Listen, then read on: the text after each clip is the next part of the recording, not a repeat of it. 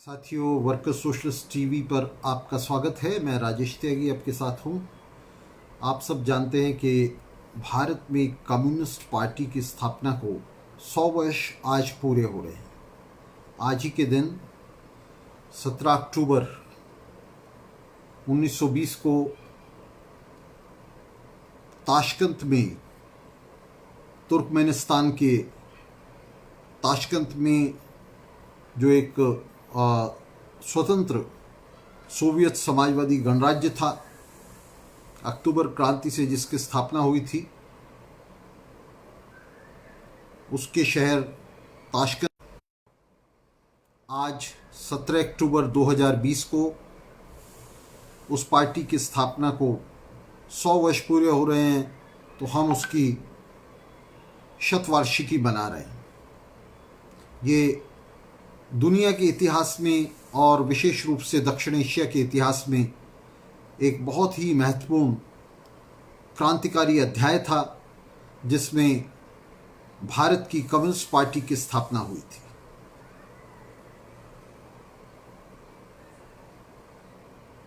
इस मौके पर, स्थापना के 100 वर्ष पूरे होने पर, हम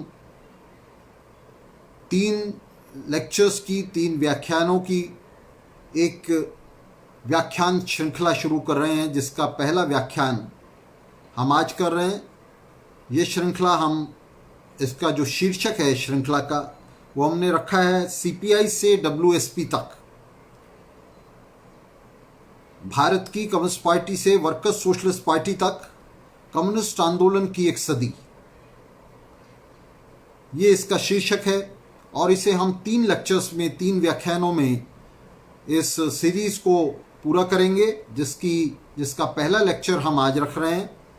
और ये 3 लेक्चर हैं। पहला लेक्चर जो है उसका शीर्षक है 1920 से 30 के बीच सीपीआई का गठन और स्टालिनवाद के फंदे में उसका विकृतीकरण। दूसरा लेक्चर रहेगा 1930 के बाद पतनशील सीपीआई का काला इतिहास। और तीसरा लेक्चर रहेगा चौथे अंतर्राष्ट्रीय और बीएलपीआई के गठन से डब्ल्यूएसपी तक। BLPI Bolshevik Leninist party of India, जो चौथे इंटरनेशनल के साथ जुड़ी हुई थी, ट्रॉट्स्कीवादी पार्टी थी, जिसका दक्षिण एशिया में सबसे शानदार इतिहास है। तो बीएलपीआई के गठन से डब्ल्यूएसपी तक, चौथा अंतर्राष्ट्रीय और बीएलपीआई के गठन से डब्ल्यूएसपी तक, ये हमारा तीसरा लेक्चर रहेगा। तो हम आज पहला लेक्चर कर रहे हैं, जिसका शीर्षक रहेगा 1920 से 30 के बीच सीपीआई का गठन और स्टालिनवाद के फंदे में उसका विकृतीकरण। तो साथियों, सबसे पहले हम आपको बता दें कि ये जो शतवार्षिकी पूरी हो रही है कम्युनिस्ट पार्टी की स्थापना को, भारत की कम्युनिस्ट पार्टी की स्थापना को, इसे लेकर भारत की सबसे बड़ी जो स्टालिनवादी पार्टी है सीपीएम, उसने इस वार्षिकी को मनाने का ऐलान किया। और ये पहली बार कर रही है सीपीएम। आपको ये भी बता दें, सीपीआई जो स्टालिनवादियों की मुख्य पार्टी है, वो 1920 की कम्युनिस्ट पार्टी की स्थापना को नहीं मानती। स्टालिनवादियों की जो मूल पार्टी है सीपीआई, जिसके गर्भ से बाकी सब पार्टियां निकली हैं, उसका कहना है कि 1920 में किसी पार्टी की स्थापना नहीं हुई। उसका कहना है कि यह स्थापना कानपुर के अंदर 1925 में हुई थी। 26 दिसंबर 1925 को कानपुर में हुई थी। तो हम बताएंगे कि वो ये झूठ क्यों बोल रही है, ये फर्जीवाड़ा क्यों कर रही है, क्यों 1925 में इसकी स्थापना को मान रही है और क्यों 1920 में इसकी स्थापना को नहीं मान रही है। लेकिन मार्क्सवादी कम्युनिस्ट पार्टी ने, सीपीएम ने, इसकी स्थापना को 1920 में माना। और सीपीएम जो है वो 100 वर्ष पूरे होने पर इसकी स्थापना के इस शतवार्षिकी को मान रही है और मना रही है। तो सबसे पहले आपको बता दें कि जितनी भी स्टालिनवादी पार्टियां आज मौजूद हैं, जो अपने आप को कम्युनिस्ट पार्टी कहती हैं, इनमें से किसी भी पार्टी का उस पार्टी से कोई मतलब नहीं है, उस पार्टी से कोई वास्ता नहीं है, उस पार्टी से कोई संबंध नहीं है जिसे 1920 में लेनिन और ट्रॉट्स्की की लीडरशिप में, लेनिन और ट्रॉट्स्की के नेतृत्व में ताशकंद में स्थापित किया गया था। सीपीएम का यह दावा, जो बार बार आपने देखा कि प्रकाश करात, सीताराम येचुरी, वृंदा करात और उनके तमाम नेता जो अभी बोल रहे हैं और बोलेंगे, वे अपने भाषणों के शुरू में यह दावा कर रहे हैं, सीपीएम को वे 1920 की कम्युनिस्ट पार्टी से जोड़ रहे हैं, उस कम्युनिस्ट पार्टी से जोड़ रहे हैं जिसकी स्थापना ताशकंद में हुई थी। तो सबसे पहले हम आपको बता देना चाहते हैं कि उस पार्टी से आज की सीपीएम का कोई वास्ता नहीं है। आज की सीपीएम जो लालू, तेजस्वी और राहुल गांधी के तलवे सहला रही है, जिसने 1947 से पहले ब्रिटिश सत्ता के तलवे सहलाए, जिसने 1947 के बाद लगातार कांग्रेस और दूसरी बूर्जुआ पार्टियों के तलवे सहलाए, उनकी कुलीगिरी की, उनके लिए पालकी ढोई, उनके पोस्टर चिपकाए, उनकी दरियां झाड़ी, और आज भी वे वही कर रहे हैं। बिहार के चुनाव इसका बिल्कुल पुख्ता और स्पष्ट प्रमाण है। तो इस सीपीएम का, इस कम्युनिस्ट पार्टी का, जो अपने आप को कम्युनिस्ट पार्टी कहती है, वास्तव में स्टालिनवादी पार्टी है वो, इसका 1920 की उस पार्टी से लेश मात्र भी संबंध नहीं है जिसकी स्थापना लेनिन और ट्रॉट्स्की के निर्देशन वाले कम्युनिस्ट इंटरनेशनल के निर्देशन में हुई थी, तीसरे इंटरनेशनल के, कॉमिंटर्न के निर्देशन में हुई थी। हम इस पर बात करेंगे। तो आज जो हम पहला लेक्चर दे रहे हैं उसका हम उसमें एक दशक का जो पीरियड है, 1920 में कम्युनिस्ट पार्टी की स्थापना ताशकंद में, और 1930 आते आते उस पार्टी का पूरी तरह से स्खलन, उस पार्टी का पूरी तरह से पतन। तो हम इस एक दशक की आज बात करेंगे। इसके बाद वाला जो समय है हम बाद वाले लेक्चर्स में लेंगे। आज इस एक दशक पर हम चर्चा करेंगे जिसमें ताशकंद में एक कम्युनिस्ट पार्टी बनती है, एक शानदार क्रांतिकारी पार्टी के तौर पर वो सामने आती है, उसका चमकता इतिहास रहता है, लेकिन एक ही दशक के अंदर वो स्टालिनवाद के फंदे में फंसकर पूरी तरह से तिरोहित हो जाती है, पूरी तरह से उसका पतन हो जाता है। तो हम आज इस पर चर्चा करेंगे और हमारा जो पहला लेक्चर है उसका विषय यही है, 1920 से 30 सीपीआई का गठन और स्टालिनवाद के फंदे में उसका विकृतीकरण। तो साथियों, जैसा हमने कहा कि सीपीएम जो स्टालिनवादियों की सबसे बड़ी पार्टी है, comrade Sarabjit Sandhu red salute दे रहे हैं सभी को, अमृतसरी कॉमरेड्स की तरफ से, पंजाब के कॉमरेड्स की तरफ से। तो आपको भी रेड सैल्यूट कॉमरेड। और आज बहुत ही महत्वपूर्ण लेक्चर हम आयोजित कर रहे हैं, जिसके अंदर हम कम्युनिस्ट पार्टी के जो पहले 10 साल हैं, उन पहले 10 सालों में, पहले दशक में किस तरह से ये कम्युनिस्ट पार्टी जो है बनती है, भारत की कम्युनिस्ट पार्टी एक क्रांतिकारी पार्टी के तौर पे सामने आती है और फिर उसका पतन हो जाता है। तो हम इस पर चर्चा करेंगे। तो सबसे पहली बात यह कि सीपीजी है झूठा है, और सीपीएम का उस कम्युनिस्ट पार्टी से कोई भी साम्य नहीं है जिसकी स्थापना 1920 में हमने की थी, और जो पार्टी भारत में इनकलाब के लिए बनी थी, जो पार्टी पूरे भारतीय उपमहाद्वीप पर ब्रिटिश सरकार का तख्ता पलट देने और उसके खिलाफ सशस्त्र क्रांति संगठित करने के लिए बनी थी, आज राजद और कांग्रेस की, सपा और बसपा की झल्ली ढो रहे इन कहारों का, इन सेवकों का, पूंजीवाद के इन सेवकों का उस पार्टी से कोई लेना देना नहीं है। इन्होंने उस पार्टी की तरफ से पूरी तरह पीठ फेर ली थी दशकों पहले, और उससे पूरी तरह से इन्होंने अपना संबंध विच्छेद कर लिया था। तो इसे समझने के लिए, इस एक दशक में भारत की कम्युनिस्ट पार्टी के उत्थान पतन को समझने के लिए, इसके जो सबसे महत्वपूर्ण पहलू हैं, सबसे महत्वपूर्ण एस्पेक्ट हैं, जिन पर प्रकाश करात, वृंदा करात और सीताराम येचुरी जैसे नेताओं ने पूरी तरह से पर्दा डाला है, और उन्होंने सिर्फ अपने लेक्चर्स में बेहुदा लफाजी की है। तो हम इन पहलुओं पर रोशनी डालेंगे। तो सबसे पहले हम आपको बताना चाहते हैं कि इसकी जो बैकग्राउंड है, भारत में कम्युनिस्ट पार्टी के बनने की जो पृष्ठभूमि है, हमें उसे समझना होगा।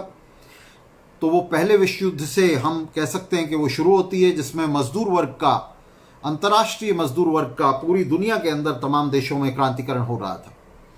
प्रथम विश्व युद्ध ने अंतर्राष्ट्रीय मजदूर वर्ग का अभूतपूर्व क्रांतिकरण कर दिया था और इस क्रांतिकरण के बीच ये जो साम्राज्यवाद की श्रृंखला थी, साम्राज्यवाद की जो चेन थी, इंपीरियलिस्ट चेन थी, ये अपनी सबसे कमजोर कड़ी पर रूस में टूट गई और क्रांतिकारी सोवियत संघ का जन्म हुआ। क्रांतिकारी समाजवादी क्रांति का जन्म हुआ, अक्टूबर क्रांति का जन्म हुआ और उस अक्टूबर क्रांति के बीच से सोवियत संघ निकला। दुनिया में दुनिया का 1/6 हिस्सा, उस दुनिया का 6वां हिस्सा लाल हो गया। सरभारा ने दुनिया के 6ठे हिस्से पर सत्ता छीन ली और उस पर से तमाम शोषक वर्गों का आधिपत्य मनसूख कर दिया, खत्म कर दिया। अक्टूबर विजय ने दुनिया भर में एक जबरदस्त क्रांतिकारी लहर और एक विश्वास पैदा किया और पूंजीवाद को उल्टा लपेटना शुरू कर दिया। अक्टूबर विजय ने, इस लाल अक्टूबर ने दुनिया भर में सर्वहारा को, युवाओं को यह विश्वास दिला दिया कि पूंजीवाद के दिन अब धरती पर गिने चुने रह गए। लेकिन इसके साथ ही इस क्रांति को यूरोप में ले जाते हुए आप जानते हैं जिस मकसद से लेनिन और ट्रॉट्स्की ने तीसरे इंटरनेशनल कॉमिंटर्न का संगठन किया 1919 में, इस क्रांति को दुनिया भर में फैला देने के लिए, दुनिया भर में तख्ते उलट देने के लिए, दुनिया भर में सत्ता छीनकर दुनिया में एक समाजवादी संघ बनाने के लिए, इतिहास ने इस सपने को कुछ और दिशा दी। यूरोप में, पश्चिम में क्रांतियां सफल नहीं हो पाई और ये क्रांतियां इसलिए सफल नहीं हो पाई, इनमें जो इनके जो कुछ कारण थे, उनमें से एक मुख्य कारण था कि पिछड़े हुए देशों में तो बात छोड़ ही दें, यूरोप में भी लेनिनवादी ढंग की, बोल्शेविक ढंग की कम्युनिस्ट पार्टियां मौजूद नहीं थी। सबसे एडवांस कंट्रीज में भी, सबसे विकसित देशों में भी, जर्मनी और फ्रांस जैसे देशों में भी बोल्शेविक ढंग की पार्टियां मौजूद नहीं थी। पुरानी सामाजिक जनवादी ढंग की पार्टियां जो हैं वो मौजूद थी, सोशल डेमोक्रेटिक ढंग की पार्टियां मौजूद थी, जो पार्टियां क्रांतियों को ठोस नेतृत्व देने में पूरी तरह से अक्षम साबित हो रही थी, उसमें नाकाम साबित हो रही थी। तो जो सबसे बड़ा चैलेंज अक्टूबर क्रांति के सामने था और अक्टूबर क्रांति के नेताओं के सामने था, लेनिन और ट्रॉट्स्की के सामने था, वो था दुनिया भर में बोल्शेविक ढंग की लेनिनवादी पार्टियों का, पेशेवर क्रांतिकारियों के न्यूक्लियस वाली, नाभिक वाली पार्टियों का संगठन करना। और ये पार्टियां सिर्फ एक अंतर्राष्ट्रीय मजदूर वर्ग की पार्टी के संगठकों के तौर पर ही हो सकती थी।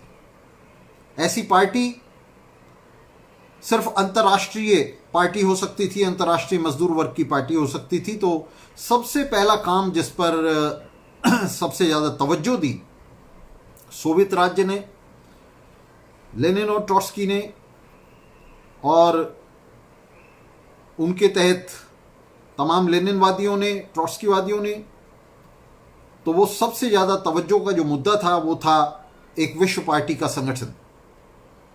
और 1919 के शुरू में ही, बल्कि मैं कहूँगा कि 1918 के अंत में इसके लिए काम शुरू कर दिया गया था। और इन तैयारियों का परिणाम था कि 1919 के शुरू में, जनवरी 1919 में ही कॉमिंटर्न की, तीसरे इंटरनेशनल की स्थापना के लिए उसकी कांग्रेस बुला ली गई थी। हालांकि उस समय सोवियत संघ की जबरदस्त घेराबंदी की हुई थी 16 देशों ने, और इस सब के चलते आप जानते हैं कि गृह युद्ध जारी था। उस गृह युद्ध के बीच में, उसकी लपटों के बीच में कॉमिंटर्न की एक कांग्रेस बुलाई गई थी मॉस्को के अंदर। और इस घेराबंदी की वजह से, साम्राज्यवादी देशों की इस घेराबंदी की वजह से जो डेलीगेट्स थे वो कॉमिंटर्न की कांग्रेस में नहीं पहुंच पाए थे, क्योंकि डेलीगेट्स विकसित देशों से भी डेलीगेट्स कॉमिंटन की कांग्रेस में नहीं पहुंच पाए थे, इसलिए कॉमिंटन की इस पहली कांग्रेस को स्थगित करना पड़ा। जनवरी से उसे मार्च में करना पड़ा। हालांकि मैं आपको बता दूं कि मार्च में भी बहुत लोग नहीं पहुंच पाए थे, लेकिन जैसे तैसे मार्च में ये कांग्रेस की गई। कॉमिंटन की जो फाउंडिंग कांग्रेस है, तीसरे इंटरनेशनल की, तीसरे अंतर्राष्ट्रीय की जो स्थापना, वो मार्च 1919 में कर दी गई। और इसके साथ ही जो सबसे बड़ा लक्ष्य सामने रखा गया वो ये रखा गया कि इस अंतर्राष्ट्रीय के हिस्सों के तौर पर, इसके सेक्शंस के तौर पर दुनिया भर में तमाम देशों में कम्युनिस्ट पार्टियों का संगठन किया जाए, कम्युनिस्ट पार्टियों को ऑर्गेनाइज किया जाए। बोल्शेविक ढंग की कम्युनिस्ट पार्टियां, उस ढंग की कम्युनिस्ट पार्टियां जिस ढंग की कम्युनिस्ट पार्टी की वकालत लेनिन ने अपनी किताब what is to be done, क्या करे में की थी, जिसमें लेनिन का उद्देश्य पार्टी को पेशेवर क्रांतिकारियों के एक नाभिक के चारों तरफ, एक कार्यक्रम के चारों तरफ संगठित करना था। एक प्रोग्राम बेस्ड पार्टी, एक कार्डर बेस्ड पार्टी, एक प्रोफेशनल रिवोल्यूशनरीज की पार्टी। तो लेनिन का ये जो फॉर्मूला था पार्टी को संगठित करने का, जिसे हम जानते हैं, आप सभी जानते हैं कि रूस में बड़ी कामयाबी के साथ उसे लागू किया गया था। और इस पार्टी ने अक्टूबर 1917 में सत्ता छीन ली थी। तो इस किस्म की पार्टी के संगठन के लिए बोल्शेविक नेता जी तोड़ कोशिश कर रहे थे और इसके लिए तीसरा इंटरनेशनल कॉमिंटर्न बनाया गया था। कॉमिंटर्न ने इस तरह की पार्टियों की रचना शुरू की और इसी क्रम में, इसी श्रृंखला में तुर्कमेनिस्तान के ताशकंद में 1920 में भारत की कम्युनिस्ट पार्टी की रचना हुई। भारत की कम्युनिस्ट पार्टी का गठन किया और इस कम्युनिस्ट पार्टी के गठन में उस समय की परिस्थितियों के हिसाब से जो प्रवासी भारतीय थे, प्रवासी क्रांतिकारी थे, वे मॉस्को में इकट्ठा हुए थे और उसके बाद उन्होंने ताशकंद के अंदर जाकर ये कांग्रेस की थी, तुर्कमेनिस्तान के ताशकंद में। और इसके संस्थापकों में अगर हम नाम लें तो ये 7 लोगों का हम इसमें नाम ले सकते हैं, जिसमें एमएन रॉय थे, उनकी पत्नी एवलिन ट्रेंट रॉय थी, अवनी मुखर्जी और उनकी पत्नी रोजा फिटिंगॉफ, मोहम्मद अली, जिन्हें अहमद हसन के नाम से भी जाना जाता था, उनका गुप्त नाम था, पार्टी नाम था, तो मोहम्मद अली, और फिर मोहम्मद शफीक सिद्दीकी, हसरत मोहानी, भोपाल से रफ़ीक अहमद, एमपीटी आचार्य और उत्तर पश्चिमी सीमा के सुल्तान अहमद खान तारेन। तो ये लोग थे जिन्होंने, ये प्रवासी लोग थे जिन्होंने तुर्कमेनिस्तान के क्षेत्र में, ताशकंद में भारत की कम्युनिस्ट पार्टी की नींव रखी, उसकी आधारशिला रखी और ये जो पार्टी है ये अस्तित्व में आई।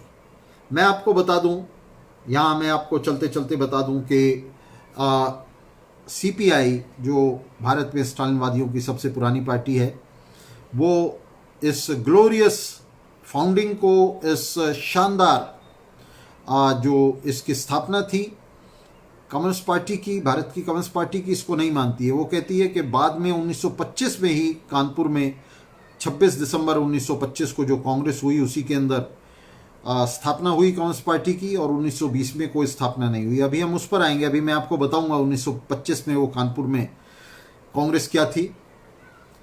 तो ये जो 1920 में प्रवासियों ने स्थापना की थी, जिसमें उन्होंने तीसरे इंटरनेशनल के कार्यक्रम को अपना कार्यक्रम बताया था, तो इससे स्टालिनवादियों ने पीठ फेर ली थी। और ये इसलिए पीठ फेर ली थी क्योंकि स्टालिनवादियों का जो मेंशेविक कार्यक्रम था वो किसी भी तरह से तीसरे इंटरनेशनल के उस कार्यक्रम से लेश मात्र भी मेल नहीं खाता था, बल्कि उसका ठीक उलट था। शुरू की 4 कांग्रेस, कॉमिंटन की जो शुरू की 4 कांग्रेस हैं, उनके ज़्यादातर डॉक्यूमेंट, ज़्यादातर दस्तावेज भी लियोन ट्रॉट्स्की ने ही तैयार किए थे, लियोन ट्रॉट्स्की ने ही ड्राफ्ट किए थे। और ये जो घोषणा पत्र था कॉमिंटर्न का, जो 1919 में ही उसकी कार्यकारी परिषद ने दुनिया भर में भेजा था, बांटा था, तो इससे स्टालिनवादियों ने क्योंकि अपना पूरी तरह से नाता तोड़ लिया, बाद में इसे रेप्यूडिएट कर दिया, इसे तिरस्कृत कर दिया, इसलिए वे 1920 की कांग्रेस का भी विरोध करते। सीपीएम ने जानबूझकर इस बार 1920 की कांग्रेस का स्मरण किया, उसे याद किया है। और वो इसलिए याद किया है क्योंकि सीपीएम अपने बाद के काले इतिहास पर पोछा फेरना चाहती है, उसे छिपाना चाहती है, इस चमकते हुए लाल पर्दे के पीछे उसे छिपाना चाहती है। हम आपको बताना चाहते हैं कि सीपीएम के इन सियारों का, ये जो सीताराम येचुरी, प्रकाश करात और वृंदा करात और दीपंकर भट्टाचार्य जैसे लोग हैं, इनका उस कम्युनिस्ट पार्टी से, उस कम्युनिस्ट पार्टी के उद्देश्यों से, कॉमिंटेंट से, उसके कार्यक्रम से कोई लेना देना नहीं है। तो हम आपको बताना चाहते हैं, पहले हम आपको बताना चाहते हैं कि ये जो इसकी स्थापना है कम्युनिस्ट पार्टी की, ये किस तरह से हुई और किस तरह से हमने आपको बताया कि जिन लोगों ने इसे स्थापित किया वे सभी प्रवासी थे, प्रवासी क्रांतिकारी थे जो रूस में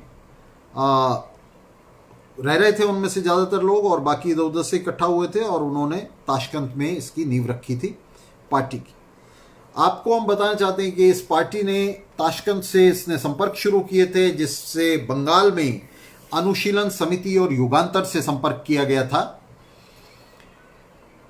अनुशीलन समिति और युगांतर दोनों एक तरह से नरोदनिक संगठन थे, आतंकी संगठन थे, और इन संगठनों को मार्क्सवाद की तरफ मोड़ने में, इन संगठनों में मार्क्सवाद का प्रचार करने में ताशकंद में स्थापित इस कम्युनिस्ट पार्टी का बड़ा हाथ रहा था। ये ऐसे तथ्य हैं जिनकी आज ये जो स्टालिनवादी कम्युनिस्ट पार्टियां हैं, बड़ी कम्युनिस्ट पार्टियां हैं, ये चर्चा भी नहीं करती हैं, आपने सुना भी नहीं होगा। तो अनुशीलन समिति और युगांतर को मार्क्सवाद की तरफ मोड़ा गया, और इसी समय आप जानते हैं कि इसमें से जो राइट विंग एलिमेंट्स थे, अनुशीलन समिति में जो राइट विंग एलिमेंट्स थे वो इसे छोड़कर अलग हो गए, जिनमें हेडगेवार भी एक था, बलिराम हेडगेवार, जिसने 1925 में ही आरएसएस की स्थापना की थी, राष्ट्रीय स्वयंसेवक संघ की स्थापना की थी। ये अनुशीलन समिति के दक्षिण विंग में था। तो ये अनुशीलन समिति कम्युनिस्ट पार्टी के दबाव में, उसके प्रचार में दो हिस्सों में टूट गई। दक्षिणपंथी हिस्सा इससे अलग हो गया और वामपंथी हिस्सा कम्युनिस्ट पार्टी के साथ चला गया। इसी तरह युगांतर, ये भी एक टेररिस्ट ग्रुप था जो कम्युनिस्ट पार्टी के साथ जो है शामिल हो गए इसके लिए। इसी तरह इन ग्रुपों के साथ साथ मैं आपको बता दूं कि पश्चिम बंगाल में ही मुजफ्फर अहमद एक ग्रुप चलाते थे, उनसे संपर्क हुआ। बम्बई में एस.ए. डांगे, मद्रास में सिंगारवेलू चेट्टियार, और उत्तर प्रदेश जो उस समय यूनिफाइड प्रोविंस था उसमें शौकत उस्मानी, और पंजाब सिंध में गुलाम हुसैन। तो ये तमाम नेता थे जिनसे संपर्क साधा कम्युनिस्ट पार्टी ने, और इन्हें जो है पार्टी के साथ जोड़ा, जिससे पार्टी की, भारत में कम्युनिस्ट पार्टी की आधारशिला पड़ी। मजदूर वर्ग की यहाँ बहुत ही महत्वपूर्ण बात मैं आपको बताने जा रहा हूँ। ये कम्युनिस्ट इंटरनेशनल के अंदर एक बड़ा डिस्प्यूट था, एक विवाद था, जो एम.एन. रॉय और लेनिन के बीच में खड़ा हुआ था। इसे समझने के लिए हमें समझना पड़ेगा कि ये जो दौर था 1920 का, जिसमें ये पार्टी स्थापित हो रही थी और जिसमें कॉमिंटन के अंदर ये बहस चल रही थी 19, 20 और 21 के दौर में, भारत में क्रांति के चरित्र पर, भारत की बूर्जुआजी के चरित्र पर, भारत में मजदूर वर्ग और उसके कार्यभारों पर, उसके क्रांतिकारी कार्यभारों पर, इस पर कॉमिंटन में डिबेट चल रही थी। तीसरे इंटरनेशनल के भीतर जो है इस पर डिबेट हुई थी, इस पर विवाद हुए थे, बहस हुई थी। और इन बहसों में मैं आपको बता दूं इसकी पृष्ठभूमि क्या थी। इसकी पृष्ठभूमि ये थी कि भारत उस समय एक ट्रांजिशन से गुजर रहा था, एक संक्रमण काल से गुजर रहा था, जिसमें मजदूर वर्ग अभी बूर्जुआजी के साथ बंधा हुआ था। बूर्जुआजी के साथ किस सेंस में बंधा हुआ था कि अभी तक यहां जो पार्टी मौजूद थी राजनीतिक पार्टी मौजूद थी, जो पॉलिटिकल रिप्रेजेंटेशन था, जो राजनीतिक प्रतिनिधित्व था, वो प्रतिनिधित्व यहां पूरी तरह से बूर्जुआजी के हाथ में था। बूर्जुआजी की पार्टी जो कांग्रेस पार्टी है, वही एकमात्र पॉलिटिकल रिप्रेजेंटेशन थी एंटी कॉलोनियल स्ट्रगल में, उपनिवेशवाद विरोधी संघर्ष के अंदर। और उसी के जरिए मजदूर वर्ग भी और मजदूर वर्ग से जुड़ी हुई ताकतें भी उसका लेफ्ट विंग बन करके, कांग्रेस का लेफ्ट विंग बन करके जो है वो काम कर रही थी। कांग्रेस के मंच पर ही वे भी सक्रिय थी। और वामपंथ की किसी तरह की कोई मजबूत परंपरा, कोई स्पष्ट परंपरा यहां नहीं बनी थी, क्योंकि मजदूर वर्ग अभी अपने आप को बूर्जुआजी से अलग नहीं कर पाया था। ये एक संक्रमणकालीन दौर था। इसीलिए क्या हुआ, इसीलिए यह हुआ कि कॉमिंटर्न के अंदर जब ये मुद्दा आया, कॉलोनियल थीसिस का मुद्दा आया कि कॉलोनीज के अंदर विशेष रूप से भारत के संदर्भ में इस प्रश्न को जांचा जा रहा था कॉमिंटर्न के अंदर, कि वहां मजदूर वर्ग की भूमिका क्या होनी चाहिए, मजदूर वर्ग को बूर्जुआजी के, राष्ट्रीय बूर्जुआजी के खिलाफ और उससे अलग कार्रवाई करनी चाहिए या उससे मिलकर कार्रवाई करनी चाहिए। तो लेनिन और एम एन रॉय के बीच में इसे लेकर के मतभेद हुए। लेनिन और एम एन रॉय के बीच में जो मतभेद थे बहुत महत्वपूर्ण थे, जिसमें लेनिन का भी यह मानना था कि भारत एक पिछड़ा हुआ देश है, एक कॉलोनियल कंट्री है, एक उपनिवेश है, इसलिए वहां अभी मजदूर वर्ग की स्वतंत्र कार्रवाई के लिए बल्कि स्पष्ट रूप से कहना चाहिए कि राष्ट्रीय पूंजीवाद के विरुद्ध कार्रवाई के लिए अभी कोई स्कोप नहीं है। और इसलिए मजदूर वर्ग को वहाँ भारत के अंदर कांग्रेस के साथ मिलकर जो है, राष्ट्रीय पूंजीपति वर्ग के साथ मिलकर उसके मंचों पर काम करना चाहिए। एम एन रॉय और इसलिए यहाँ लेनिन भारत में पूंजीपति वर्ग को, उस समय के पूंजीपति वर्ग को एक प्रगतिशील भूमिका भी दे रहे थे। एम एन रॉय जो भारत से थे और इसलिए भारत के बारे में उन्हें बेहतर पता था। लेनिन एम एन रॉय से कम ब्रिलियंट थे। लेनिन बहुत ब्रिलियंट थे और लेनिन बहुत दूर तक देख सकते थे, लेकिन क्योंकि लेनिन के पास भारत की स्थिति का, भारत की सिचुएशन का फर्स्ट हैंड अकाउंट नहीं था, ये first hand account M N Roy के पास था। एम एन रॉय इसको ज़्यादा स्पष्टता से देख पा रहे थे भारत में। एम एन रॉय विशेष रूप से बंबई की तरफ देखते हुए, मजदूर वर्ग के बनते हुए संघर्षों की तरफ देखते हुए, उमड़ते हुए संघर्षों की तरफ देखते हुए एम एन रॉय ये कह रहे थे कि नहीं, भारत के अंदर बूर्जुआजी और मजदूर वर्ग के बीच का ये जो सामंजस्य है, जो संघात है, ये पुराना पड़ता जा रहा है और नए दौर में अब मजदूर वर्ग को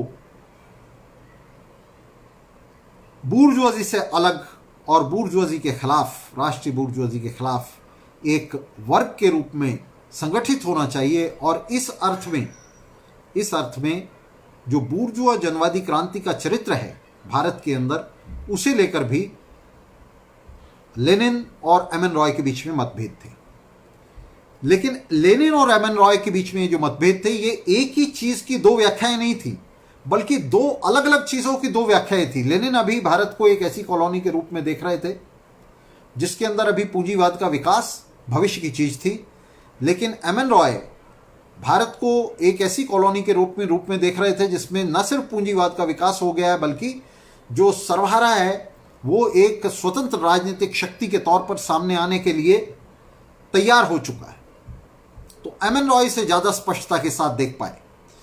ये एक मुद्दा था जो कॉलोनियल थीसिस थी, एक मुद्दा था, कॉलोनियल क्वेश्चन था, औपनिवेशिक प्रश्न था, जिस पर एम एन रॉय लेनिन से ज्यादा सही थे और संभवतः यही एकमात्र मुद्दा था जिस पर एम एन रॉय सही थे। बाकी सब चीजों पर एम एन रॉय, जैसा हम बाद में इसका जिक्र करेंगे, किसी दूसरे लेक्चर में हम इस पर बात करेंगे कि किस तरह से एम एन रॉय बाकी सब चीजों पर गलत थे, लेकिन औपनिवेशिक प्रश्न पर एम एन रॉय सही थे। और जब एम एन रॉय की थीसिस को लेनिन को पढ़ने के लिए दिया गया, लेनिन ने एम एन रॉय की थीसिस पढ़ी, तो लेनिन ने एम एन रॉय की थीसिस को रिजेक्ट नहीं किया, बल्कि लेनिन ने एम एन रॉय की थीसिस को अंगीकार किया। और लेनिन ने बड़ी समझदारी से यह कहा कि एम एन रॉय की थीसिस भी मेरी थीसिस के साथ, जो आधिकारिक पत्रिका थी कम्युनिस्ट इंटरनेशनल, उसके अंदर छापी जाए। तो ये जो औपनिवेशिक थीसिस थी, ये लेनिन और एम एन रॉय दोनों की थीसिस साथ साथ छपी थी और ये पहला ही मौका था एकमात्र मौका था कॉमिंटर्न के अंदर जिसमें लेनिन और एम एन रॉय की थीसिस को साथ साथ छापा गया था। औपनिवेशिक प्रश्न पर लेनिन एम एन रॉय की थीसिस का महत्व और उसका भार समझ गए थे और उन्होंने एम एन रॉय की थीसिस को अपने साथ छापा था। दरअसल ये दोनों थीसिस मिलकर, लेनिन और एम एन रॉय की थीसिस मिलकर, भारत में उस समय के पूंजीवाद, बूर्जुआजी और मजदूर वर्ग का, उसकी भूमिका का, उसके अंतरी का सबसे, क्रांति के अंतरी का सबसे सटीक चित्रण करते। अलग अलग शायद वो चित्रण उतना सटीक नहीं हो पाता। लेनिन ने अंततः, कॉमिंटर्न ने इस थीसिस के प्रकाशन के बाद कॉमिंटर्न ने लाइन ली कि भारत की क्रांति को हम बूर्जुआ जनवादी की जगह क्रांतिकारी जनवादी कहें, रिवोल्यूशनरी डेमोक्रेटिक रेवोल्यूशन कहें, बूर्जुआ डेमोक्रेटिक की जगह। हालांकि मैं आपको बता दूं कि लेनिन के लिए इन दोनों में कोई फ़र्क नहीं था। ये सिर्फ समझने वालों के लिए, अधिक स्पष्टता लाने के लिए लेनिन ने इसके लिए हाँ की थी, क्योंकि लेनिन पहले से ये कहते रहे थे कि रूस के संदर्भ में उन्होंने लिखा कि हमारी क्रांति बूर्जुआ जनवादी क्रांति है। इसका मतलब ये नहीं है कि बूर्जुआजी इस क्रांति की नायक है, बूर्जुआजी इस क्रांति किया हुआ है। उन्होंने कहा कि बूर्जुआ जनवादी क्रांति है, इससे मजदूर वर्ग की जो लीडरशिप है वो किसी भी हालत में कम नहीं होती। मजदूर वर्ग का जो रोल है, उसकी जो भूमिका है, उसका जो लीडिंग रोल है, वो किसी मामले में कम नहीं होता। तो भारत के संदर्भ में भी भारत की क्रांति का विश्लेषण करते हुए, उसका चरित्र निरूपण करते हुए कॉमिंटर्न ने ये जो लाइन ली कि वो क्रांतिकारी जनवादी रिवोल्यूशनरी डेमोक्रेटिक रिवोल्यूशन है, तो ये लाइन जो है ये उस लाइन से अपने आप में पॉलिटिकली, राजनीतिक तौर पर जुदा नहीं है, जिसको लेनिन जो है वो बूर्जुआ जनवादी क्रांति कहा करते थे। तो 1920 में साथियों ये भारत की कम्युनिस्ट पार्टी की स्थापना हुई ताशकंद में, तुर्कमेनिस्तान के। और ये शानदार पार्टी जो है ये कायम रही। और आपको एक बहुत ही मज़ेदार बात और बता दें कि 1920 से 30 के बीच में पूरे एक दशक में इस पार्टी का कोई सिलसिलेवार, कोई ढंग का संगठन नहीं था। एक दशक तक ये पार्टी सिर्फ एक बैनर थी, पार्टी का सिर्फ एक बैनर था। लेकिन इसके बावजूद इसका जो स्वर्ण काल था भारत में, जिसे हम कहेंगे इसका स्वर्ण काल था, इसका जो चमकता हुआ काल था भारत की कम्युनिस्ट पार्टी का, वो यही एक दशक था, 1920 से 30 के बीच का जो समय है। हालांकि इस समय में भी 1920 से 30 की तरफ ये पतन की तरफ जा रही है, तिरोहित हो रही है। लेकिन तब भी ये जो समय है, और ख़ासतौर से इसका जो पहला पूर्वार्ध है 1924 और 25 तक, कम से कम पहले 4-5 साल हम कह सकते हैं, 4 साल तो निश्चित रूप से कह सकते हैं, तो ये इसका चमकता हुआ समय था। मैं आपको बता दूं कि इस दौर में इस पार्टी के ऊपर भयंकर दमन हुआ था। हालांकि ये कोई पार्टी नहीं थी, कोई संगठन नहीं था, लेकिन इसके ऊपर भयंकर दमन हुआ था और इसके एक भी कारिंदे को, एक भी सदस्य को ब्रिटिश सरकार ने स्पेयर नहीं किया था। अगर हम बात करें 1920 से और 29 के बीच की, 1921 में ब्रिटिश सरकार को यह पता चल पाया कि पार्टी संगठित हो गई है, कम्युनिस्ट पार्टी संगठित हो गई है, और इससे ब्रिटिश साम्राज्यवाद दहल गया। हालांकि सिर्फ 7 लोग इसके सदस्य थे जिन्होंने भारत से बाहर ताशकंद में इस पार्टी को संगठित किया था। ताशकंद में 7 लोगों की सिर्फ ये पार्टी थी जो संगठित हुई थी, लेकिन इसने पूरे ब्रिटिश साम्राज्यवाद को दहला कर रख दिया, उनकी नींद उड़ा दी। 7 लोगों की, सिर्फ 7 लोगों की इस पार्टी ने ब्रिटिश साम्राज्य के लिए एक बड़ी चुनौती पैदा कर दी। और 1921 में जैसे ही उन्हें पता चला कि ये पार्टी संगठित हो गई है, तो सबसे पहला जो मुकदमा बना पेशावर षड्यंत्र कांड था, जिसमें ब्रिटिश सरकार ने ये आरोप लगाए पेशावर षड्यंत्र कांड में कि मुहाजिर लोग जो हैं, जो प्रवासी लोग हैं, अप्रवासी लोग हैं, उन्हें सोवियत सत्ता जो है भारत में भेज रही है इनकलाब के लिए, सशस्त्र क्रांति को संगठित करने के लिए, उन्हें हथियार और पैसा भी दे। और मैं आपको बता देता हूं साथियों, इसमें कोई गलत नहीं था, ये सही था कि ट्रॉट्स्की के नेतृत्व में जो सोवियत सत्ता है वो अफ़गानिस्तान के बॉर्डर पर, अफ़गानिस्तान के सीमा पर उसने मिलिट्री स्कूल खोला था, सैनिक स्कूल खोला था क्रांतिकारियों को शिक्षित दीक्षित करने के लिए और ब्रिटिश सरकार का एक सशस्त्र क्रांति के जरिए तख्ता उलट देने के लिए। तो ये जो मुहाजिर थे ये आ रहे थे और ये पेशावर षड्यंत्र कांड जो है ये बनाया गया था, ये मुकदमा बनाया गया था जिसके अंदर 5 मुकदमे 1922 से 27 के बीच में दर्ज किए गए और इनमें तमाम रूस से जो लौटे हुए मुहाजिर थे, आप्रवासी थे, उन्हें पकड़ कर उन पर ये मुकदमे चलाए गए और उन्हें लंबी सजाएं दे दी गई। तो ये जो पेशावर षड्यंत्र कांड था ये 5 मुकदमों में बटा हुआ था और इसकी जो दैनिक अखबार थे उन्होंने बड़ी जोरदार तरीके से रिपोर्टिंग्स की थी। उन्होंने बताया था कि इस तरह से जो कम्युनिस्ट सोवियत संघ है वो भारत में ब्रिटिश सरकार का बलपूर्वक तख्ता उलट देने के लिए तैयारी कर रहा है। उसने कम्युनिस्ट पार्टी संगठित कर ली है। ताशकंद का पता चल गया था ब्रिटिश सरकार को और तब कम्युनिस्ट पार्टी से पास या दूर से जो भी जुड़ा हुआ था उन सबको ब्रिटिश सरकार जो है गिरफ्तार कर रही थी और ऐसे लोगों की तलाश कर रही थी जिनका किसी भी तरह से कम्युनिस्ट पार्टी के से दूर का भी कोई संबंध हो सकता था। तो पेशावर षड्यंत्र कांड जिसके अंदर 5 मुकदमे एक सीरीज में दर्ज किए गए 1922 से और 27 के बीच, तो ये एक बड़ा कांड था। इसी तरह से कानपुर बोल्शेविक षड्यंत्र केस जिसमें बड़े नेताओं पर यह आरोप लगाया गया था कम्युनिस्ट पार्टी के, उन पर भी जो अभी प्रवास में थे, जो भारत में घुसे भी नहीं थे, ये आरोप लगाया गया था कि उन्होंने एक बहुत बड़ा षड्यंत्र किया है ब्रिटिश सरकार को उखाड़ फेंकने के लिए सोवियत संघ के साथ मिलकर।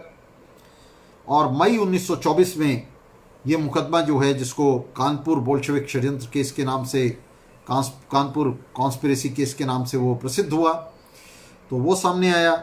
और इन सब में उसके बाद ये 1924 में बोल्शेविक षड्यंत्र केस सामने आया। 1922 से 27 के बीच मैंने बताया 5 मुकदमे कानपुर षड्यंत्र केस में दर्ज किए गए और उसके बाद मेरठ षड्यंत्र केस जो है वो दर्ज किया गया।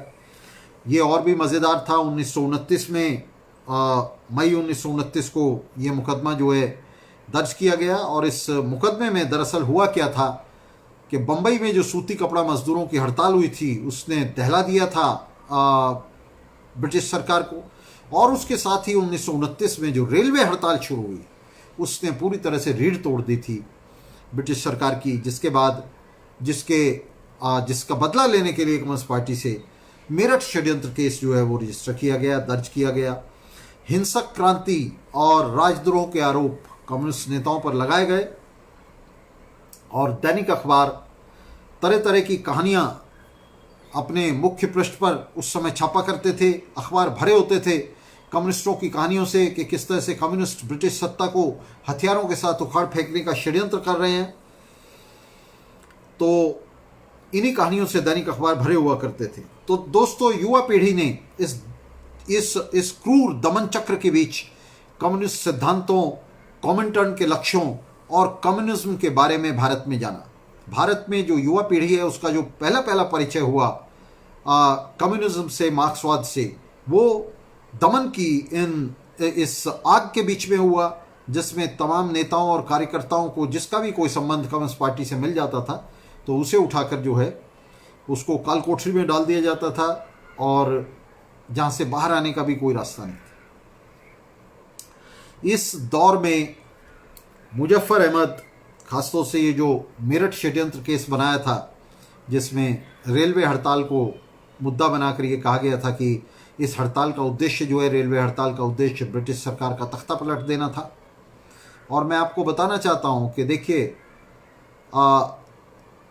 ये जो ब्रिटिश सरकार है उसके पास एक बड़ा साम्राज्य था, लेकिन वो सरकार एक हड़ताल से डरा करती थी क्योंकि उसके पीछे एक वास्तविक क्रांतिकारी कम्युनिस्ट पार्टी थी। चाहे उसके सदस्य मुट्ठी भरी थे, वे उस कम्युनिस्ट पार्टी से डरा करती थी। उस कम्युनिस्ट पार्टी के भूत से, उसके प्रेत से ब्रिटिश सरकार की आत्मा कांपा करती थी। और आज दसियों लाख की सदस्यता वाली ये पार्टियां खड़ी हैं, तो इनकी तरफ जो है सरकार कान भी नहीं देती।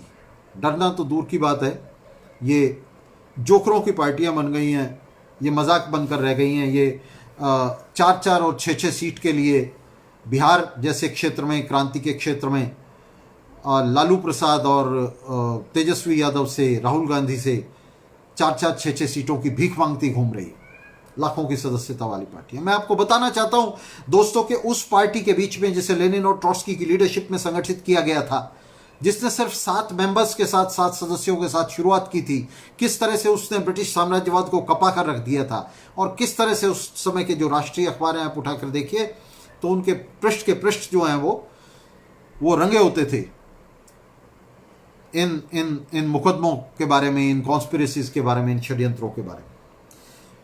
मुजफ्फर अहमद, नलिनी गुप्ता, शौकत उस्मानी और श्रीपाद अमृत डांगे को कैद की सजा मिली।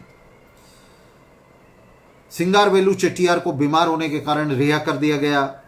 एमएन रॉय और उसकी पत्नी जर्मनी में थे, और आरसी शर्मा फ्रांस के नियंत्रण वाले पौंडीचेरी में थे, इसलिए उन्हें गिरफ्तार नहीं किया जा सका, वो बच निकले। और डांगे 1927 में रिहा हुए। और यहाँ मैं आपके सामने एक बहुत ही महत्वपूर्ण बात की चर्चा करना चाहता हूँ। आप सब लोग जानते हैं किस तरह से हिंदू महासभा के नेता सावरकर ने चिट्ठियाँ लिखकर ब्रिटिश सरकार से माफ़ी मांगी थी और उसे सहयोग करने का वचन दिया था। स्टालिनवादी सावरकर की तरफ तो उंगली करते हैं, लेकिन वे ये नहीं बताते कि उनका नेता डांगे, श्रीपाद अमृत डांगे, जेल से इसी तरह की चिट्ठियां ब्रिटिश सरकार को लिख रहा था। और जेल में रहते हुए डांगे ब्रिटिश सरकार की खुफिया संस्था का सदस्य बन गया था, उससे जुड़ गया था। ये बातें बाद में 1964 में सामने आई। दरअसल सीपीआई से अलग होती हुई सीपीएम ने, उसके नेताओं ने ही ये सारा खुलासा कर दिया, भंडाफोड़ कर दिया, क्योंकि वे जानते थे ये सारी बात। तो स्टालिनवादियों के आपस के झगड़े में ये पूरा मामला सामने आया, और तब बहुत सारे बुर्जो अखबारों ने भी उन चिट्ठियों को जो है प्रकाशित किया। तो डांगे ही नहीं, हम आपको बताएंगे कि न सिर्फ श्रीपाद अमृत डांगे, जो सीपीआई का जनरल सेक्रेटरी भी रहा, न सिर्फ श्रीपाद अमृत डांगे, बल्कि स्टालिनवादी पार्टी के तमाम बड़े नेता किस तरह से ब्रिटिश हुकूमत के लिए खुफियागिरी कर रहे थे। तो ये जो अगला हमारा लेक्चर होगा उसमें हम आपको बताएंगे। आज हम उसकी चर्चा नहीं कर रहे हैं। आज हम 1920 से 30 के बीच का जो समय है, आज हम उसकी चर्चा कर रहे हैं। तो उस पर हम आएंगे कि किस तरह से इन लोगों ने स्वतंत्रता आंदोलन की, उपनिवेशवाद विरोधी आंदोलन की पीठ में इन झूठे वामियों ने खंजर घोंप दिया। उस पर हम बात करेंगे। लेकिन आज हम चलते चलते बस आपको रेफरेंस दे रहे हैं कि श्रीपाद अमृत डांगे जो 1927 में जेल से छोड़ा गया, तो वो उसने ब्रिटिश सरकार के साथ समझौता कर लिया था, ब्रिटिश सरकार को चिट्ठियां लिख रहा था वो। 26 दिसंबर 1925 को कानपुर में कॉन्फ्रेंस हुई। ये जो पार्टी थी, ये इन नेताओं की गिरफ्तारी हो जाने के बाद पार्टी तितर बितर हो गई थी, और जैसे जैसे ये नेता छूटते गए, जेल से बाहर आते गए, तो 26 दिसंबर 1925 को कानपुर में इन नेताओं ने कॉन्फ्रेंस की। किसने कॉन्फ्रेंस की? जिसमें 500 डेलीगेट शामिल हुए।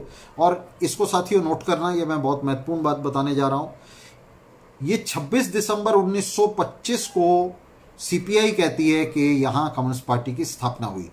सीपीआई जो है 1920 की जो शानदार कम्युनिस्ट पार्टी की स्थापना, उसको नहीं मानती, उसको नकारती है। वो कहती है कि कम्युनिस्ट पार्टी की स्थापना 26 दिसंबर 1925 को हुई। ये 26 दिसंबर 1925 को कम्युनिस्ट पार्टी की स्थापना कैसी हुई, मैं बताता हूँ आपको।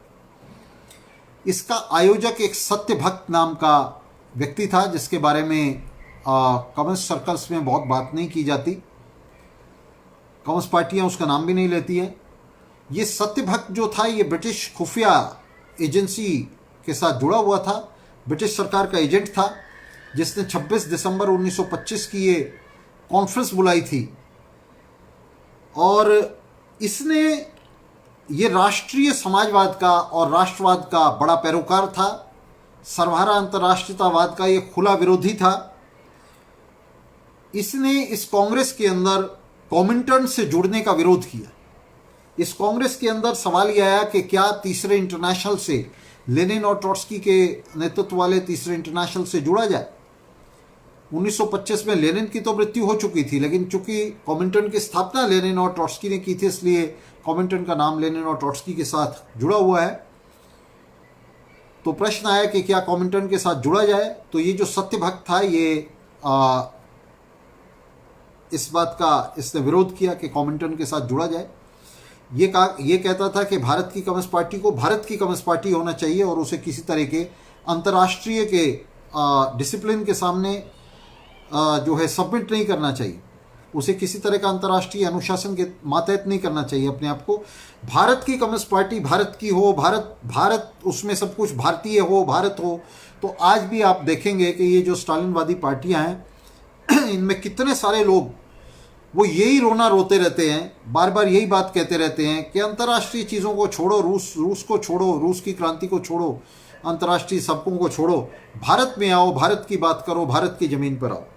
तो ये जो सत्यभक्त है, ये उन्हीं का नेता था जो कॉमिंटर्न से जुड़ने का, अंतर्राष्ट्रीय से जुड़ने का विरोध करते थे और राष्ट्रवाद की, राष्ट्रीय समाजवाद की पैरोकारी किया करते थे। वो कहते थे कि भारत की कम्युनिस्ट पार्टी का काम भारत के अंदर समाजवाद स्थापित करना और उसका भारत से बाहर कुछ लेना देना नहीं।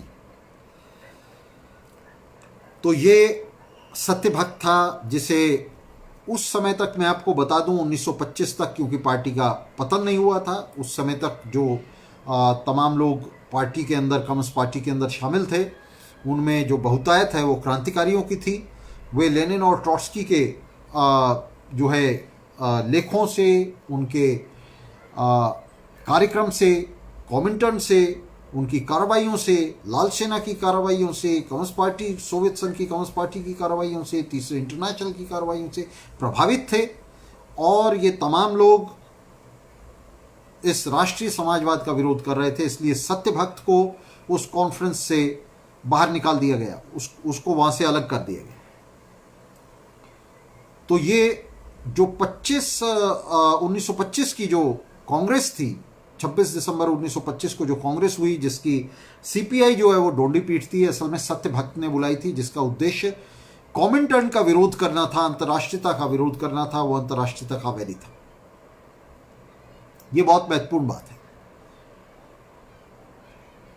दरअसल सीपीआई और सीपीएम के नेताओं को भी ये इतिहास नहीं पता था। वर्कर्स सोशलिस्ट पार्टी जैसे जैसे इस इतिहास को सामने लाई है, जैसे जैसे इतिहास सामने आया है, तो इन लोगों ने अपनी नई राह चुननी शुरू की है। सीपीएम को 1920 याद आने लगा, सीपीएम को 1920 की कम्युनिस्ट पार्टी याद आने लगी, ताशकंद याद आने लगा। 1925 से हम आगे चलते हैं तो 1926 में सीपीआई ने 9 राज्यों में संगठित मजदूर किसान पार्टियों के भीतर काम करना शुरू किया, जिसमें उसे शुरुआत में सफलता भी मिली। अब यहाँ मैं रुककर एक बात कहना चाहूँगा कि जो 1926 में ये जो मजदूर किसान पार्टियां मौजूद थी 9 राज्यों में, ये दरअसल पैटी बूर्जुआ पार्टियां थी, ये रिफॉर्मिस्ट पार्टियां थीं।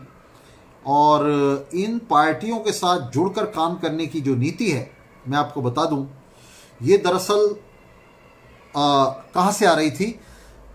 1926 आते आते कॉमिंटर्न के ऊपर स्टालिनवादियों का प्रभाव जो है वो मजबूत होने लगा था।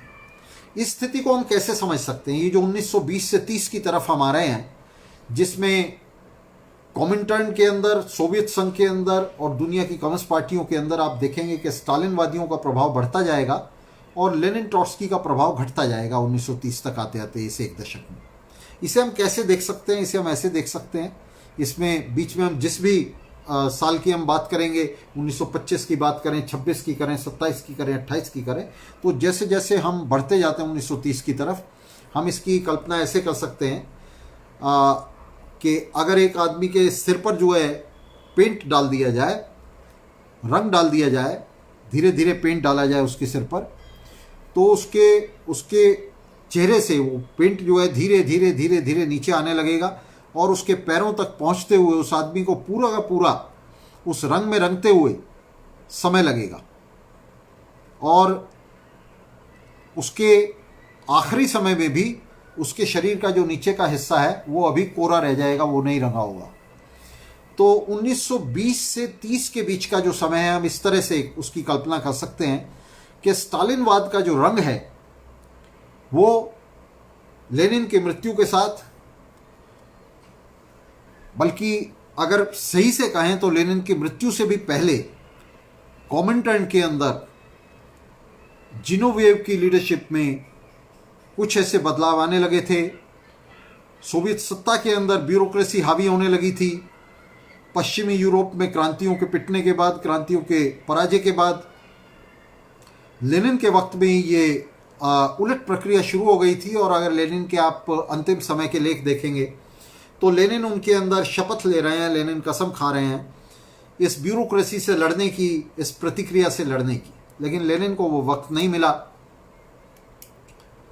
लेनिन की मृत्यु हो गई 1924 के शुरू में, और उसके बाद का जो वक्त है लेनिन की मृत्यु के बाद, वो और तेजी से कॉमिंटर्न, सोवियत सत्ता और दुनिया की कम्युनिस्ट पार्टियां जो हैं वो तेजी से तिरोहित होने लग गई, नीचे की तरफ जाने लगी।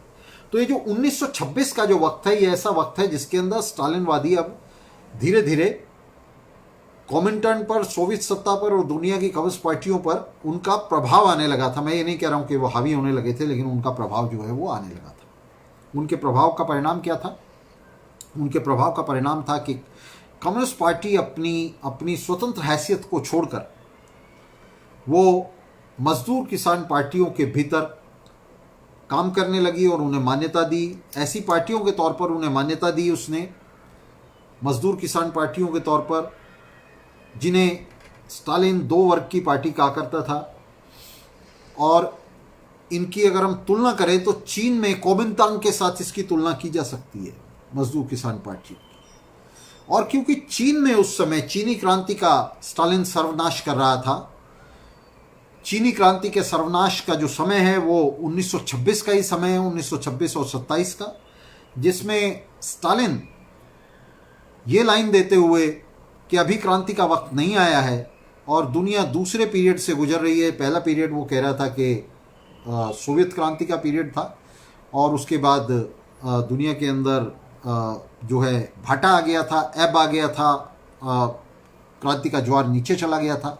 इसलिए स्टालिन का कहना था कि ये ऐसा पीरियड है जिसके अंदर हमें जो सोशल रिफॉर्मिस्ट पार्टी हैं, बुर्जुआजी की पार्टियां हैं, कोमिंतांग जैसी पार्टियां हैं, उनके साथ मिलकर काम करना चाहिए। और इसी नीति का पालन करते हुए एक तरफ तो चीन में कोमिंतांग के सामने समर्पण करके चीनी क्रांति का सर्वनाश किया जा रहा था, दूसरी तरफ भारत में मजदूर किसान पार्टियों के अंदर शामिल होकर एक पॉपुलिस्ट पार्टी बनकर कम्युनिस्ट पार्टी काम करने की कोशिश कर रही थी, जिससे कम्युनिस्ट पार्टी के स्ट्रक्चर को, उसके ढांचे को बहुत बड़ा नुकसान पहुंचा था।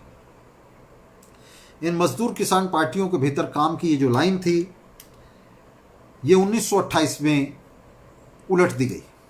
1928 में इसलिए उलट दी गई क्योंकि 1928 तक चीन पर यह नीति जो लागू की गई थी, कोमिंतांग के साथ वहाँ मोर्चा बनाया गया था, उसने चीन में क्रांति का पूरी तरह से गला काट दिया था। चीन में क्रांति का सफाया हो गया था, सरवारा क्रांति का।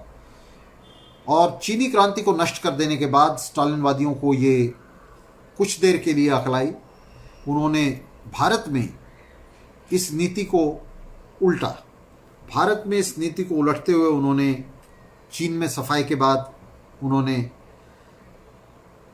छठी कांग्रेस में, कोमिंटर्न की जो छठी कांग्रेस थी, उसके अंदर जन मोर्चे की इस नीति को, ये जो जन मोर्चे की नीति थी, बुर्जुआजी की पार्टियों, बुर्जुआ और पेटी बुर्जुआ संगठनों के साथ मोर्चे कायम करने की जो नीति थी, इसको रिव्यू किया, इसका दोबारा परीक्षण किया और मजदूर किसान पार्टी की निंदा की गई कोमिंटर्न की छठी कांग्रेस में।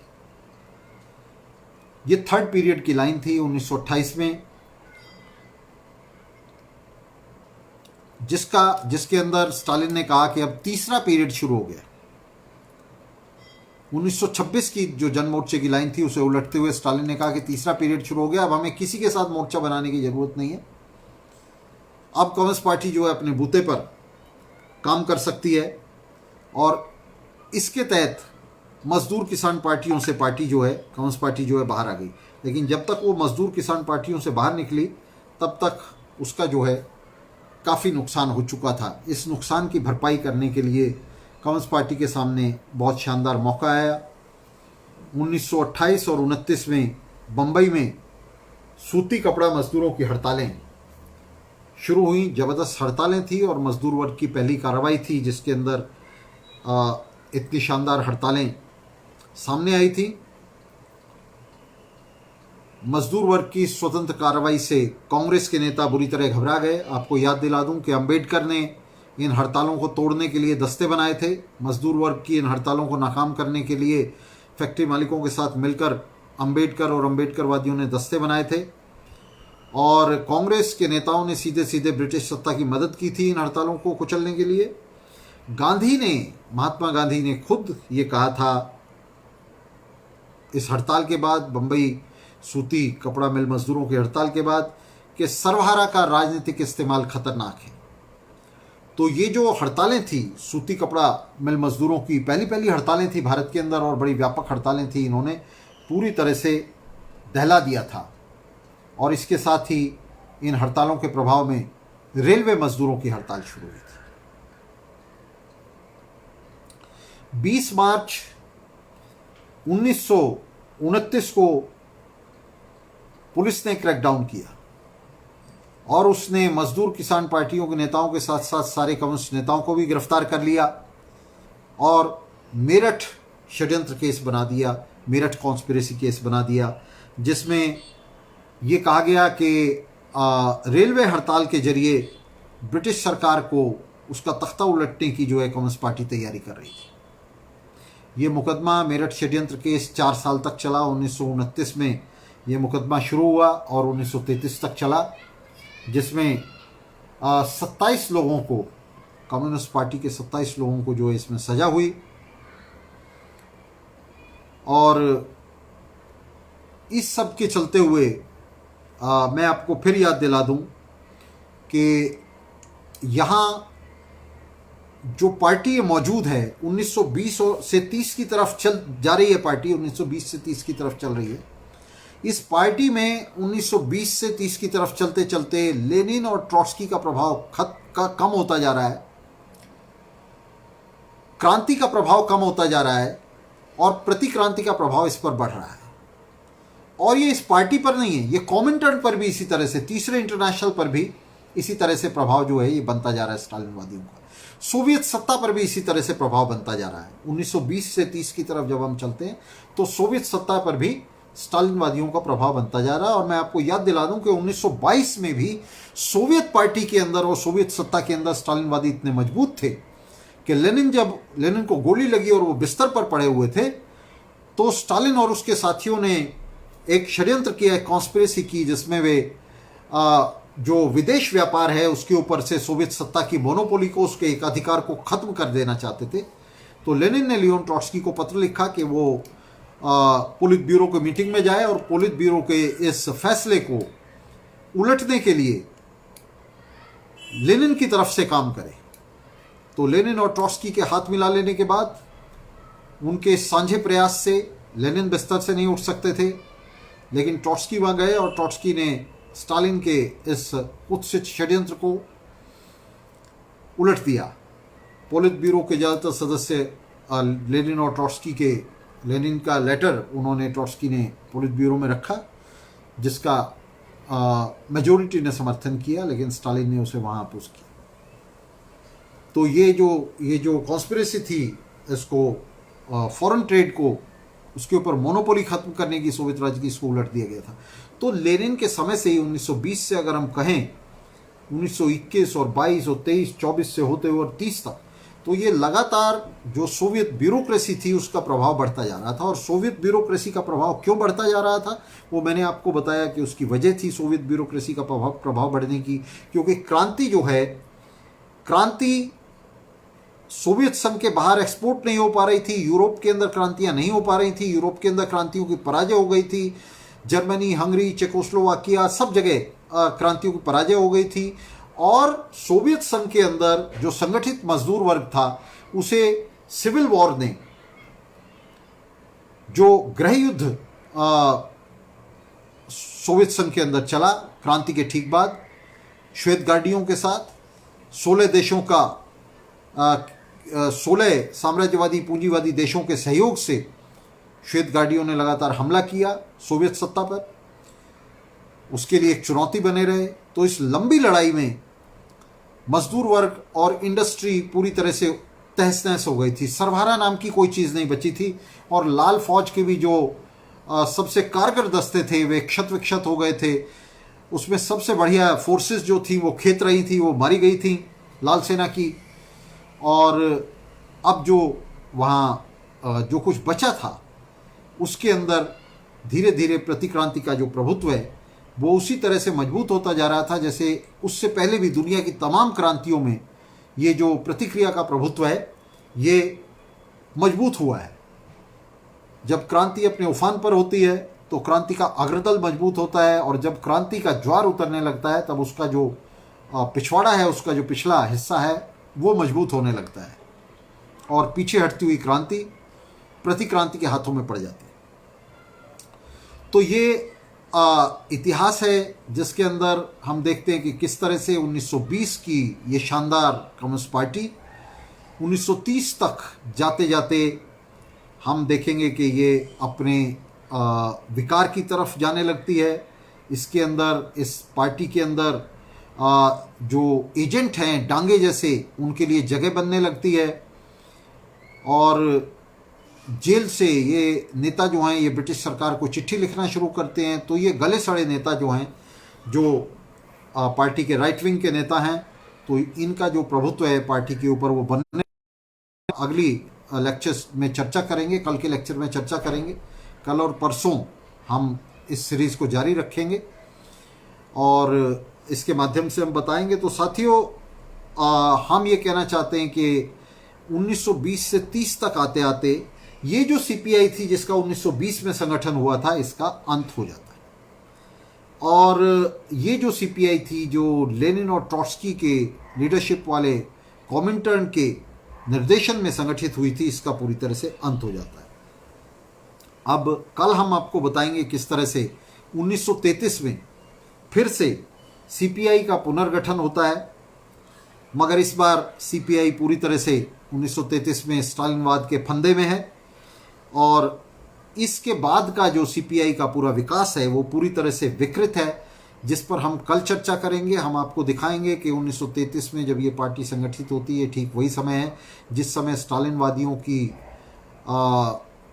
जो है गलत नीतियों से, उनकी कुत्सित नीतियों से जर्मनी के अंदर हिटलर का उभार होता है और हिटलर सत्ता में आ चुका होता है। तो हिटलर के सत्ता में आना और कम्युनिस्ट पार्टी का 1933 में दोबारा से पुनर्गठित होना, ये दोनों साथ साथ चलेंगे और हम आपको बताएंगे कि किस तरह से ये अंतर्राष्ट्रीय घटनाक्रम राष्ट्रीय घटनाक्रम के साथ जुड़ा हुआ है और किस तरह से यहाँ से ये जो पार्टी का, नई पार्टी का विकास है। और ये यही नहीं है, चीन में भी इसी तरह, चीन में भी इसके साथ साथ पार्टी बन रही है 1933 में। 1932-33 में एक नई पार्टी बन रही है जो चीन में मजदूर पार्टी नहीं है, अब वो किसानों की पार्टी है जिसमें मजदूरों का कोई हिस्सा नहीं है। चीन में जो पहले पार्टी काम कर रही थी जिसने क्रांति की थी 1925 और 26 में, वो क्रांति मजदूरों की पार्टी थी, जो वो पार्टी मजदूरों की पार्टी थी जिसमें 97% मजदूर थे। और जो नई पार्टी फिर वहाँ 1933 में बनी, 1932 और 33 में माओ त्से तुंग ने जो पार्टी बनाई उसमें 6% भी मजदूर नहीं थे, सर्वहारा नहीं थे, सब किसान थे।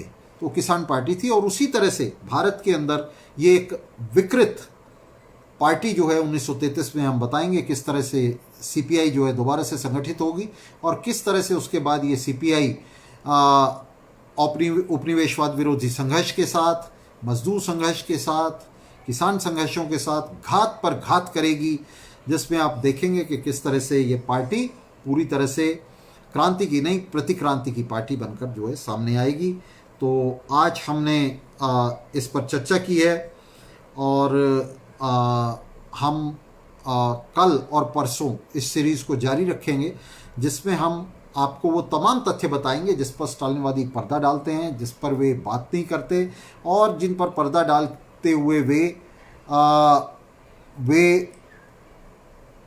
जो है इस बात पर पर्दा डाल देते हैं कि ये जो पार्टी है जिसकी विरासत वे क्लेम कर रहे हैं, जिसके इनहेरिटेंस वे क्लेम कर रहे हैं, वे उनकी पार्टी से बिल्कुल अलग ही नहीं बल्कि उलट पार्टी है। दोनों का कार्यक्रम बिल्कुल उलट है, दोनों की गतिविधियां बिल्कुल एक दूसरे के खिलाफ हैं, दोनों की लीडरशिप के अंदर ज़मीन और आसमान का फ़र्क है। तो हम आपको बताएंगे कि किस तरह से ये जो सीपीआई है इसका पतन हुआ, और साथ ही हम आपको बताएंगे, तीसरी कड़ी में हम आपको बताएंगे कि सीपीआई के इस पतन के साथ साथ किस तरह से यहाँ भारतीय उपमहाद्वीप पर दुनिया की सबसे शानदार और चमकती हुई पार्टियों में से एक ट्रॉट्स्कीवादी बीएलपीआई का जन्म हुआ, जिसने भारत के सांप्रदायिक विभाजन का विरोध करने वाली वो अकेली पार्टी थी, जिसने नौसैनिक विद्रोह को समर्थन दिया, जिसने 1942 में सीपीआई की गद्दारी का विरोध किया।